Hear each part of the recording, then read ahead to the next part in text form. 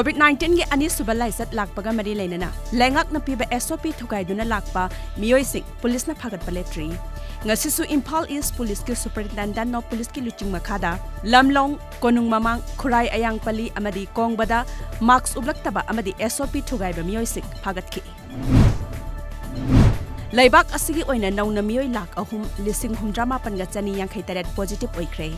Haukiba pung kun marida miyoi lising ahumga chatruk ni phumangana laikhidre Union Health Ministry gi report amagi matung ina haukiba pung kun marida miyoi lakh ani lising humpumapanga chamnga sutna taret recover tawduna discharge tawkhre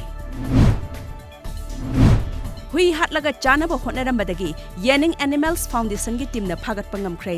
ngase ayuk sugnu gi tangjeng khunauda miyoi kharana hui ama hatoklaba matung chananaba thaurang tawringaida Yening Animal Foundation gi executive member Catrimium Johnson na luchingma team amana phagat pangamkhibani West Bengal gi aroiba amadi nipan suba tangka ki mikhal pangthokli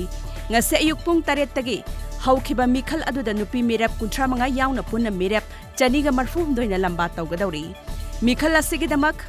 Election Commission na Central Force ki campaign chatruka nifumathoi sizinari